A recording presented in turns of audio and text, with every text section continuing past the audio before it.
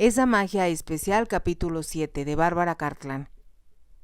Eso parecía sin respuesta, así que Hilita dijo: si su señoría ya no desea hablar más conmigo, debo regresar. La señora Linton cuida de la señora en mi ausencia, pero tiene muchas otras cosas que hacer. Muy bien, señorita Marsh, pero la mantendré bajo observación. Seré franco al decirle que aun cuando es notable su poder de convencimiento, también resulta sospechoso. Todavía no estoy muy seguro de que sea lo que aparenta ser. Lo que quiere decir, señor, es que a pesar de que no confía en mí, puedo quedarme. Por lo que a mí respecta, y si en realidad puede mejorar la situación entre la señora y yo, por supuesto, le estaré en extremo agradecido. Miró a Hilita y agregó: parece increíble que hable yo así con una completa desconocida. Sin embargo, ya vio y escuchó tanto que debe tener alguna idea de la posición en que me encuentro. Soy el dueño de una de las mansiones más famosas de la Gran Bretaña, por ser hijo primogénito, pero el beneficio que rinde la propiedad no es bastante para mantenerla como debe ser, y el ingreso mayor que proviene de otras fuentes, necesario para sostenerla. Mi padre, convencido por maniobras en las que prefiero no pensar, lo dejó a su joven esposa para que ésta lo administrara. Sin ese dinero, es imposible que yo impulse este lugar, pague los salarios y realice las reparaciones, que ya son urgentes. Lo comprendo, y me parece una situación inexplicable. Todo lo que puedo ofrecer a su señoría es que si puedo ayudarlo, lo haré. Muy bien, señorita Marsh. Acepto su ofrecimiento, y por ahora, cuando menos, podemos pactar una tregua. Aceptaré su explicación del por qué está aquí, hasta que se compruebe lo contrario. Hilita hizo una breve reverencia. Gracias, su señoría. Le estoy muy agradecida. Cuando envió a llamarme, sentí miedo de que tuviera la intención de despedirme. ¿Y por qué la preocupaba tanto? Porque no tengo ningún otro lugar a donde ir. ¿Cómo es posible? Debe venir de algún lado y, por lo tanto, regresar a él. Hilita negó con la cabeza. No es así, ni deseo hablar de ello. Quiero permanecer aquí y saber que estoy a salvo. Temió que el marqués empezara a interrogarla, y de nuevo hizo una breve reverencia, y mientras caminaba hacia la puerta, atrajo su mirada a un cuadro reclinado en una mesa. Por un segundo no pudo creer que fuera real lo que veía, pero realmente era una hermosa pintura de unas cataratas que había visitado con su padre, poco después de la muerte de su madre. Para Hilita siempre había sido el panorama más hermoso que conociera, y sin pensarlo, se detuvo frente al cuadro, observó las sombras de las rocas y el torrente de agua que caía a cientos de metros abajo sobre un lecho de piedras planas, del cual surgía un rocío que brillaba iridiscente a la luz del sol. Por un momento, se sintió transportada al pasado, y en virtud de que no percibió que el marqués se había levantado del escritorio para aproximarse a ella. Se sobresaltó cuando aquel dijo a su lado: veo que admira mi cuadro. Supongo que no tiene ni idea de dónde lo pintaron. En el Haughage, a la orilla del desierto, respondió automáticamente. Lo dijo sin pensar y escuchó decir al marqués con extraordinario asombro: ¿cómo es posible que lo sepa? Siempre pensé que era el lugar más bello que hubiera visto. Solía deslizarme fuera de la tienda, muy temprano, cada mañana cuando aún no amanecía, para observar la salida del sol por el horizonte y ver cómo convertía en oro el agua de la catarata. Era hermoso, pero sentí que había yo estado en un lugar encantado y que jamás volvería a verlo. Se produjo un largo silencio, como si el marqués pensara en la respuesta. En realidad estuvo ahí.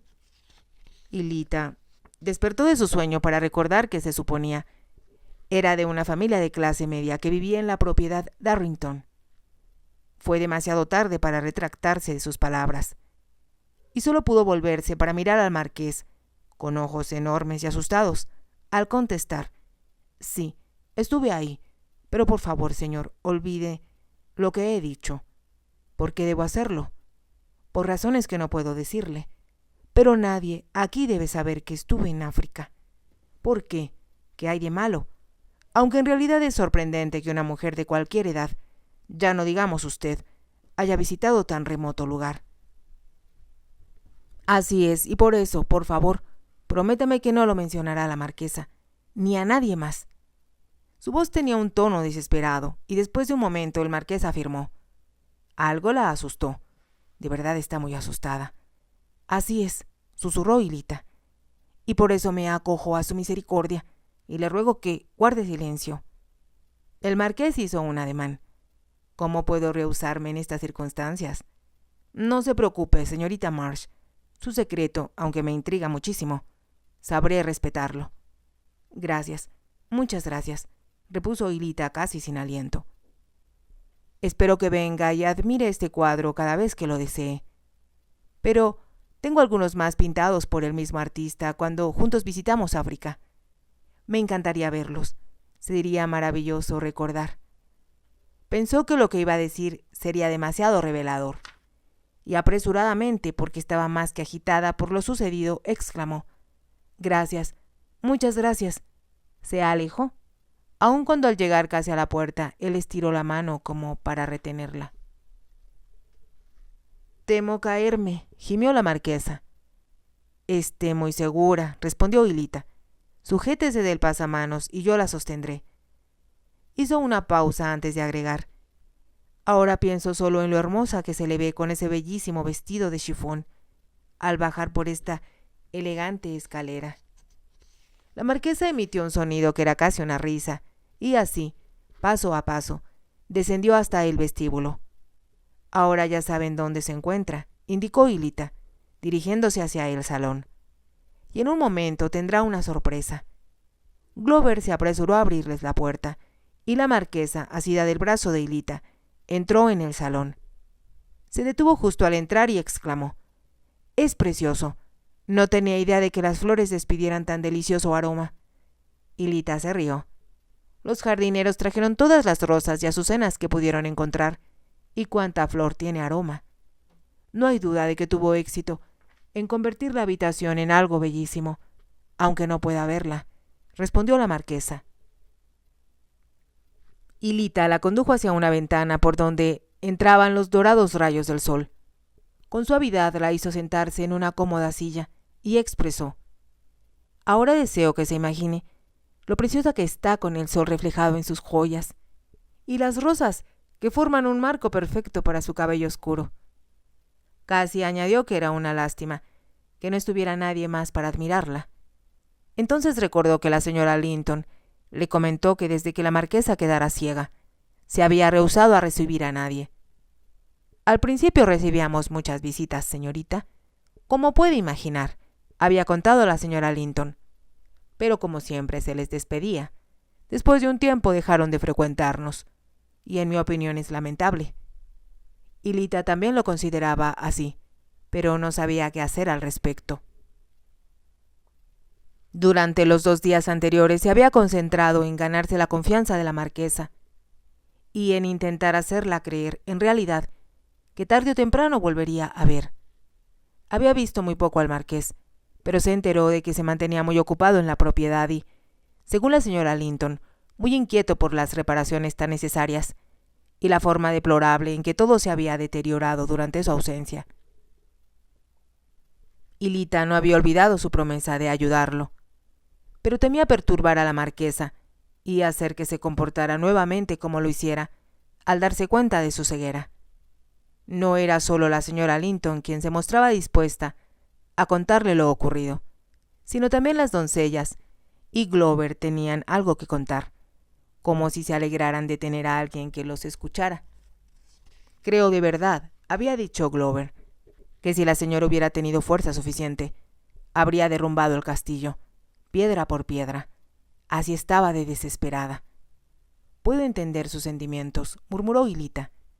«Se dedicó a arrojar cuanto estaba al alcance de sus manos», continuó Glover, «porcelana y cristal, y los arrojaba contra el suelo o los muros como si deseara derruir el mundo». Hilita pudo comprender lo amedrentada que estaría la servidumbre, en especial porque, además de su deseo de destrucción, la marquesa había despedido a todo el que intentó detenerla, y hasta a quienes se cruzaban en su camino, solo porque podían ver y ella no. ¿Por qué no enviaron por el marqués?, preguntó a la señora Linton.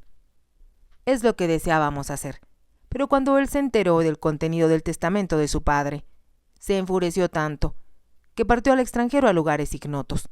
Creo que fue a África. Y Lita, al recordar el cuadro del estudio, comprendió que así era. Añoraba regresar para ver las otras pinturas que el marqués ofreciera mostrarle, pero temía que, al hacerlo, la interrogara más respecto a su estadía en África, y de cómo podía reconocer un lugar que él juzgaba inaccesible para cualquier mujer. A la vez, anhelaba ver las pinturas del desierto que le traían recuerdos de su padre, en especial las cataratas que con tanta frecuencia aparecían en sus sueños. De pronto, abrió un libro que había dejado dispuesto sobre una mesa contigua a la silla, donde se encontraba la marquesa, y dijo: «Hoy, debido a que aparece tan hermosa y romántica, le voy a leer algunos de los poemas de Lord Byron. Deseo que imagine moverse en ellos, y que Lord Byron, cuando los escribió, pensaba en usted». La marquesa lanzó una breve risa. «Eso sí que me haría sentirme segura de mi belleza. ¿De verdad cree que soy hermosa? No lo dice solo para hacerme feliz». «Le puedo jurar sobre la Biblia que usted es la persona más bella vista por mis ojos. Y ahora que sonríe parece tan diferente a cuando la vi por primera vez, que la palabra belleza resulta insuficiente para describirla», le aseguró Hilita. La marquesa extendió la mano para posarla en el brazo de la joven. «Es usted tan bondadosa conmigo», dijo. «Sé que piensa que la bondad es bella y la falta de ella fealdad». «Es cierto», confirmó Hilita como si enseñara a una criatura. «Pero ahora escuche esto. Ella camina en la belleza como la noche». Había leído solo la primera línea cuando se abrió la puerta y Glover dijo: «¿Puedo hablar un momento con usted, señorita March?» «Sí, por supuesto», respondió Hilita. Se puso de pie, dejó el libro y dijo a la marquesa en voz baja: «Creo que la servidumbre le prepara una sorpresa especial. No tardaré mucho». Sin esperar la respuesta de la marquesa, se apresuró a salir al vestíbulo. Glover la esperaba en la puerta. «Lamento molestarla, señorita, pero Lord Grantham está aquí, y cuando se enteró de que la señora está dispuesta, me rogó casi de rodillas que le permitiera verla». «¿Quién es Lord Grantham?», preguntó Hilita. Glover miró por sobre su hombro, como temeroso de que alguien lo escuchara. Entonces dijo: «No era ningún secreto que estaba enamorado de la señora, desde antes de la muerte de su señoría, y como vive en la propiedad, se veían con frecuencia. Y supongo que después de perder la vista ella se niega a recibirlo». «Así es, señorita». Se le despidió, hasta que ya no volvió más. «Vino hoy porque se enteró de que su señoría había regresado, y tengo entendido que el techo de la casa que renta se cayó y no sabe qué hacer». Hilita contuvo el aliento. De pronto se le ocurrió una idea, similar a una locura, pero a la vez pensó que quizás sería efectiva. Con rapidez tomó la decisión y ordenó a Glover: «Espere unos minutos y pida a Lord Grantham que entre en el salón. No lo anuncie, solo ábrale la puerta». «Haré lo que dice, señorita, aun cuando pierda la cabeza por desobedecer las órdenes de la marquesa». Hilita le sonrió y regresó al salón. Tomó el libro de poemas una vez más, y sin dar ninguna explicación continuó la lectura. Casi terminaba un poema cuando se abrió la puerta y entró un hombre. Era alto y apuesto, aunque Hilita notó que ya tenía mechones blancos en las sienes. Supuso que tendría unos 40 años. Se detuvo por un momento para mirar a la marquesa, y mientras caminaba decidido hacia ella, ésta percibió su presencia. Levantó el rostro y preguntó: «¿Es usted Terrell?».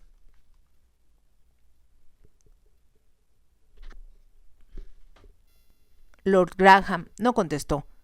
Se acercó y dijo entonces con voz profunda: «¿Cómo puede ser tan bella, Esme? Aún más hermosa de lo que la recordaba».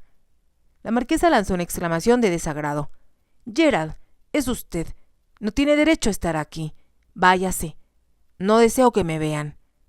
¿Cómo puede ser tan injusta, tan cruel como para prohibirme mirar a alguien que es tan bella como el sol, tan incitante como las flores, y que es un dolor tenerla tan fuera de mi alcance como la luna? No deseo recibir a nadie, habló la marquesa en voz baja. ¿Por qué no? Si está tan hermosa, aún más de como la recuerdo, preguntó Lord Graham. Entretanto, de puntillas, y Lita caminó hacia la puerta. Su corazón palpitaba. Estaba temerosa de que la marquesa estallara de desagrado, porque le habían permitido el acceso al salón. Pero ahora, mientras Lord Graham se sentaba junto a ella y le tomaba una mano, llevándosela a los labios, surgió una leve sonrisa en la boca de la marquesa, y aun cuando desvió el rostro de él, no le pidió que se fuera. Y Lita llegó a la puerta y la abrió con sigilo. «La amo, Esme, la amo como siempre», escuchó que decía Lord Graham, con tono apasionado. «Y deseo cuidarla y protegerla. ¿Cómo puede rechazarme?» Y Lita cerró la puerta y por un momento, con un gran alivio de que las cosas no hubieran salido mal, apoyó su espalda en ella. Y casi de forma involuntaria se dirigió por el corredor, hacia la biblioteca para admirar la pintura de las cataratas. Permanecía aún donde la viera la última vez, y junto, reclinada sobre la mesa, ya que todavía no estaban enmarcadas, había otras dos pinturas más del mismo artista. Una representaba el atardecer en el desierto y la otra, un oasis con palmeras mecidas por el viento, y a un árabe acurrucado sobre sus propios talones, con un albornoz en la cabeza, para protegerse de la arena. Las escenas eran un aspecto tan real de la vida, que ella llevara y parte tan intrínseca de sus recuerdos, que al mirarlas, retrocedió en el tiempo a la felicidad de su niñez placentera, junto a quienes amaba.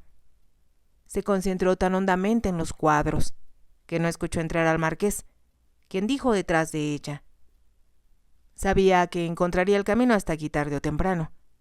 Son tan hermosas», comentó Lita, «que el verlas me hace sentir nostalgia del hogar». No esperará que suponga que su hogar esté en África. Lo estuvo una vez. Percibió la nostalgia y el dolor en su propia voz al decirlo. «Hábleme de eso», pidió el marqués con voz muy suave. Entonces comprendió que había cometido un error. Se volvió de espaldas a las pinturas y le dijo: «Vine a buscarlo, su señoría». «¿Para qué? ¿Qué sucede?» «Lord Graham está aquí, con la señora, y vino porque se cayó el techo de su casa». El marqués la miró como si no creyera lo que le decía. «¿También piensa lo que yo?» Y Lita lanzó un breve suspiro. «Pensé que quizá, puesto que la señora sintió alguna vez un gran afecto por él, desearía ayudarlo». El marqués la miró. Caminó entonces hacia la chimenea, donde se detuvo para observarla, con las pinturas del desierto detrás de ella, como si no pudiera creer lo que veía. Y Lita lo miró, inquisitiva, y después de un instante, él dijo: «Ya no tengo tantas sospechas de usted, señorita Marsh, como temor. Mientras observo cómo funciona su mente, me siento más y más convencido de que no puede ser un ser humano, sino alguien etéreo, surgido de un libro». Habló con gran seriedad, pero Lita se rió. «Si surgí de un libro, tal vez podría volver a él. Sería una maravillosa forma de escapar». ¿Escapar de qué? De todo lo que sea amenazador o desagradable, o de algo que uno no desee hacer. ¿Qué significa eso respecto a usted? Nada, nada por el momento, respondió ella con rapidez. Soy muy feliz aquí, y tengo todo lo que podría desear, y como ya dije antes a su señoría, lo único que deseo es permanecer aquí, y que no me despidan. Estoy seguro de que no hay peligro de eso por el momento, repuso el marqués con un tono un tanto indiferente. Y Lita miró hacia la puerta y exclamó: «Tal vez la señora se indignará mucho conmigo por permitir que Lord Graham la viera». «Creo que si se hubiera indignado con usted, ya lo sabría. Ahora lo que nosotros debemos decidir es cuán rápido nos reuniremos con ella, para enterarnos de si, como ahora esperamos, Lord Graham la convenció de que le reparara el techo». Rezo porque lo haga, susurró Hilita. Rezo con intenso fervor. El marqués le dirigió una filosa mirada. ¿Por qué ha de importarle a usted? Llegó apenas 3 días. Hace 3 días, ¿cómo es posible que le interese lo que sucede en el castillo o a alguno de sus habitantes? Ella no lo miró ni contestó. En cambio, miró a través de las largas ventanas, hacia los frondosos árboles del parque, donde rondaban algunos ciervos. Supongo, dijo como si razonara con ella misma, que me importa porque esta es la primera casa en la que vivo en Inglaterra, después de tanto tiempo, que había olvidado lo bello que es mi país. No es solo la grandeza del castillo lo que me impresiona, sino el jardín con sus flores, el lago y la sensación de que, a pesar de no haber estado aquí, es donde pertenezco. La forma en que lo expresó era muy conmovedora, y después de un momento, el marqués preguntó: ¿Cómo es que si siente que pertenece aquí? Dijo el otro día que no tendría dónde ir si la despedían de Liz. Sus palabras fueron como agua fría. Hilita recordó que ahora era alguien apellidada Marsh, que siempre había vivido en Inglaterra y no conocía más vida que la del campo. Si te ha gustado, te invito a que te suscribas, a que me regales un me gusta y actives la campanita para poder seguir escuchando esta historia. Gracias.